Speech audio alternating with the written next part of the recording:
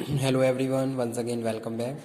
Student, आज हम discuss करेंगे एम्प्लॉय प्रोविडेंट फंड एक्ट 1952 में forms for claiming benefit under for PF scheme. यानी कि जब हम पीएफ प्रोविडेंट फंड की बात कर रहे हैं तो कौन कौन से ऐसे फॉर्म्स हैं जो हमें सबमिट करने पड़ते हैं to avail the benefits of provident fund scheme. तो वो उन सारे फॉर्म्स की यहाँ पे हम बात करेंगे।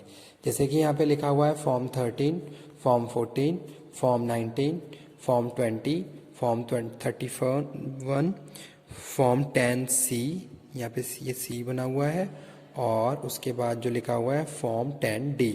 यानी कि कौन कौन से ऐसे प्रिस्क्राइब डॉक्यूमेंट्स हैं जो हमें सर्विसेज अवेल करने के लिए सबमिट करने पड़ते हैं। तो वो उन सारे फॉर्म्स का आज हम जिक्र करेंगे हमारे अपने आज के इस वीडियो लेक्चर में। स्टूडेंट, हमने अपने प्रीवियस लेक्चर में डिस्कस किया था एनुअल रिटर्न और पेनल्टी के बारे में, ठीक है, कि भाई कितना एनुअल रिटर्न किस तरीके से भरना होता है एम्प्लॉयर को, और उसका क्या प्रोविज़न है, कौन कौन से प्रिस्क्राइब डॉक्यूमेंट, जैसे कि स्टेटमेंट फॉर्म 6A भरना होता है, ठीक है, और इंडिविजुअल एम्प्लॉय शीट के लिए फॉर्म 3A भरना होता है। तो ये सारे प्रिस्क्राइब डॉक्यूमेंट फिल करके हमें क्या करने हैं, जो EPFO ऑर्गेनाइजेशन है उसकी साइट पे सबमिट करने होते हैं, ठीक है। पेनल्टी की बात करें तो पेनल्टी का भी प्रोविज़न है। अगर आप विद इन टाइम पीरियड्स चालान जमा नहीं कर पाते हैं, कंट्रीब्यूशन जमा नहीं कर पाते हैं, तो उस केस में आपके ऊपर पेनल्टी पड़ती है। उसका भी प्रोविज़न प्रॉपर बताया गया है कि भाई इतने से इतने % तक पेनल्टी का प्रोविज़न है, ठीक है।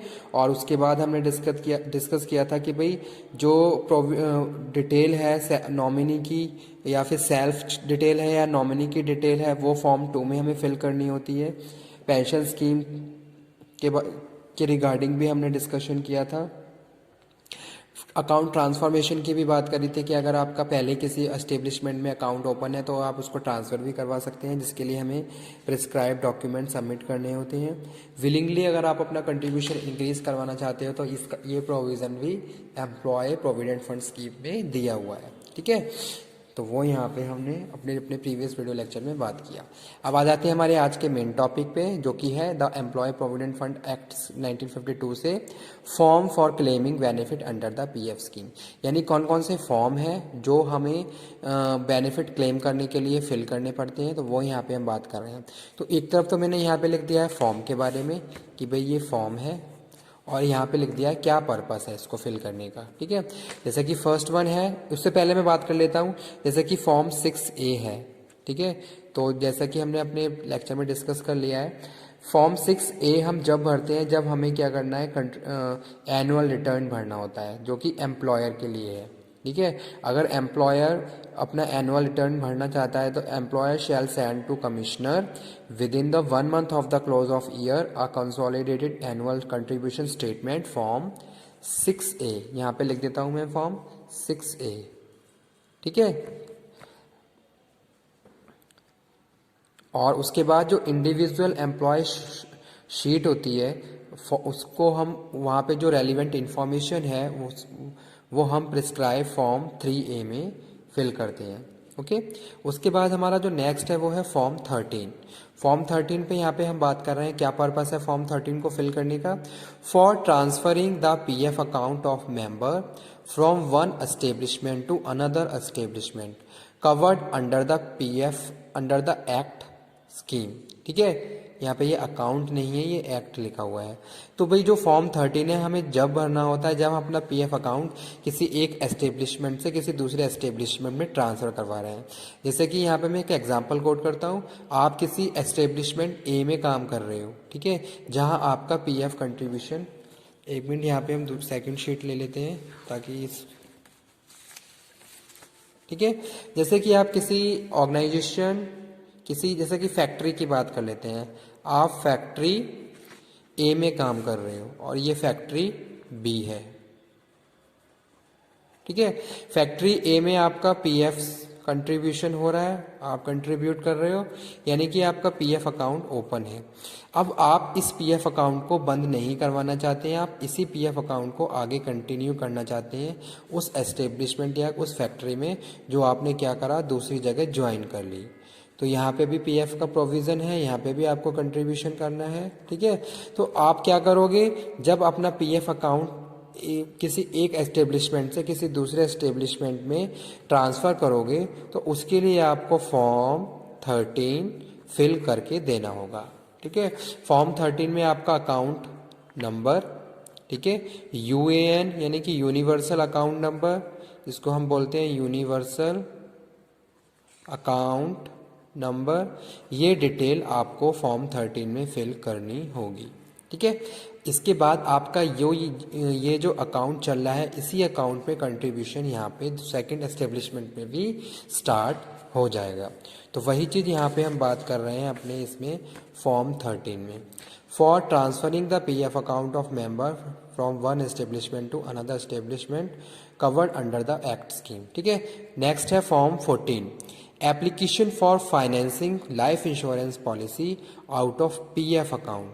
ठीक है, अब पीएफ अकाउंट में आप life insurance policy, application for financing life insurance policy out of PF account.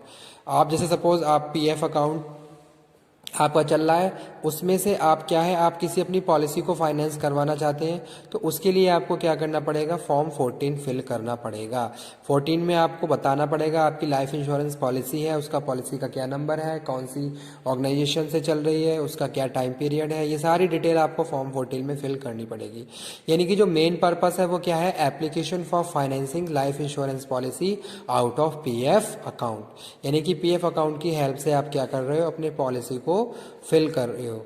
ठीक है, तो वो यहाँ पे हम बात कर रहे हैं। नेक्स्ट जो फॉर्म है form 19, to be submitted by a member to withdraw his PF dues on living services, retirement और टर्मिनेशन। तो फॉर्म 19 हम जब भरते हैं जब हम क्या कर रहे हैं, अपने पीएफ को विदड्रॉल करवाना चाहते हैं। उसमें भी अलग अलग केसेस हैं, हर केस में आपको ये फॉर्म 19 ही भरना है। ठीक है, जैसे कि यहाँ पे लिखा हुआ है लिविंग सर्विस, जैसे कि हमने यहाँ पे बात करी थी कि आप फैक्ट्री ए को लीव कर रहे हो, तो उस केस में जब आप इसको लीव करोगे, अगर आप चाहते हो अपना पीएफ विड्रॉल करवाना, तो उसके लिए आपको क्या करना पड़ेगा, फॉर्म 19 फिल करना पड़ेगा। ठीक है, तो वो यहाँ पे हम बात कर रहे हैं। या फिर आप क्या हो गए, आप रिटायर हो गए, तो रिटायरमेंट के केस में फॉर्म 19 आप फिल करोगे अपना पीएफ विड्रॉल करवाने के लिए। या फिर आपको टर्मिनेट कर दिया जाता है, तो उस केस में आप क्या कर रहे हो, आप विड्रॉल कर रहे हो और उसके लिए फिर आप क्या करोगे, फॉर्म 19 को फिल करोगे। ठीक है, ये फॉर्म आप फिल करके अपने एम्प्लॉयर के पास जमा करते हो। एम्प्लॉयर से सबमिटेड जमा नहीं, एम्प्लॉयर से वेरीफाइड करवा के आपको ईपीएफओ की साइट पे या फिर ईपीएफओ ऑफिस में जमा करना पड़ता है।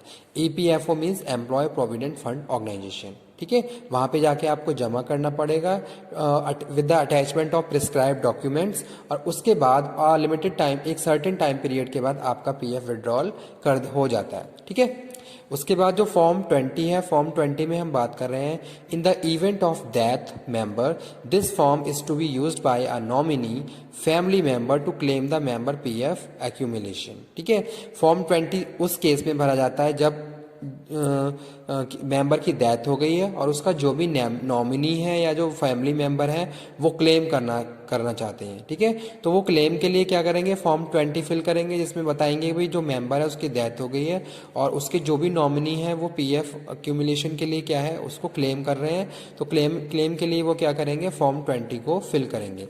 यानी कि मेन जो पर्पस है इसका कि भी डेथ के केस में भरा जाता है जब जो उसके नॉमिनी या फैमिली मेंबर है वो क्लेम कर रहे हैं। ठीक है, तो फॉर्म 20। फॉर्म 31 की बात कर रहे हैं हम, to be used for PF member to avail advance withdrawal as a provided in the scheme. ठीक है, तो ये हम फॉर्म जो 31 है, ये हम उस केस में भरते हैं जब आप कुछ एडवांस विड्रॉल करना चाहते हो अपनी पीएफ स्कीम से। तो यहाँ हम बात कर रहे हैं to be used for PF member to avail advance withdrawal as a provided in the scheme. उसके बाद जो नेक्स्ट फॉर्म है वो है 10C, for claiming refund of employer share withdrawal benefits scheme certificate for retention of members. ठीक है, तो उसके लिए हमें क्या करना है, फॉर्म 10C भरना होता है। किसके लिए, for claiming refund of employer share withdrawal benefit scheme certificate for retention of membership. ठीक है, फॉर्म 10D भरा जाता है, to be submitted by the first claim, चाहे कोई विडो है, चाहे कोई विडोवर है या कोई नॉमिनी है। जैसे ठीक है, जैसे कि यहाँ पे हम किसकी बात कर रहे थे, डेथ के केस की बात कर रहे थे। अगर डेथ का केस नहीं है, सिंपली आपको क्लेम करना है, तो उसके लिए फॉर्म 10D को हम भरते हैं। ठीक है, तो ये थे कुछ prescribe form under the employ provident fund act 1952, जो हमें बेनिफिट क्लेम करने के लिए या फिर बेनिफिट्स को अवेल करने के लिए, क्लेम करने के लिए फिल करने पड़ते हैं। और with the attachment of prescribe document हमें ईपीएफओ की साइट पे या फिर ईपीएफओ ऑर्गेनाइजेशन में with the help of verification of employer जमा करने होते हैं। ठीक है, उसके बाद एक सर्टेन टाइम पीरियड के पास आपका पीएफ विड्रॉल हो जाता है, जो कि आपके अकाउंट में अमाउंट ट्रांसफर कर दिया जाता है। ठीक है, तो वो यहाँ पे हम बात कर रहे थे हमारे आज के इस वीडियो लेक्चर में। तो आज का हमारा लेक्चर इसी फॉर्म से रिलेटेड था, जिसमें हमने डिस्कस किया अबाउट द वेरियस फॉर्म्स जो भी हमें भरने होते हैं। तो ये नॉलेज आपको प्रॉपरली होनी चाहिए कि भाई कौन सा फॉर्म किस केस में फिल किया जाता है। जैसे कि फॉर्म 13 है वो पीएफ ट्रांसफर अकाउंट, आपको अकाउंट ट्रांसफर करना है एक एस्टेब्लिशमेंट से दूसरी एस्टेब्लिशमेंट, तब भरा जाता है। फॉर्म 14 आप जब भरेंगे जब आपको लाइफ इंश्योरेंस पॉलिसी का कोई पॉलिसी भरनी है और out of PF account. Form 19 तब भरा जाता है जब to be submitted by the member to withdrawal PF account due to living service, आप सर्विस छोड़ रहे हो, टर्मिनेट हो गए, रिटायर हो गए, तो फॉर्म 19 भरोगे। जैसे कि सपोज आप किसी ऑर्गेनाइजेशन में जॉब कर रहे हो और आपने वहाँ पे स्विच कर दिया, तो उस केस में आप फॉर्म 19 फिल करके अपना पीएफ क्लेम कर सकते हो, विड्रॉल कर सकते हो। फॉर्म 20 भरा जाता है डेथ के केस में। 31 भरा जाता है अवेल द एडवांस सर्विसेज। ठीक है, तो इस तरीके से ये प्रिस्क्राइब फॉर्म भरे जाते हैं। 10C भरा जाता है claiming refund for employer share, और फॉर्म 10D भरा जाता है by the nominee widower for claiming the PF amount sorry. ठीक है, तो आज का हमारा टॉपिक हम यहीं पे फिनिश करते हैं। नेक्स्ट वीडियो लेक्चर में फिर एक नेक्स्ट टॉपिक को डिस्कस करेंगे। Okay, thank you very much. Hope so आपको आज का वीडियो लेक्चर बहुत पसंद आया हो, अच्छा लगा हो, लाइक कर सकते हैं आप। Okay, thank you very much.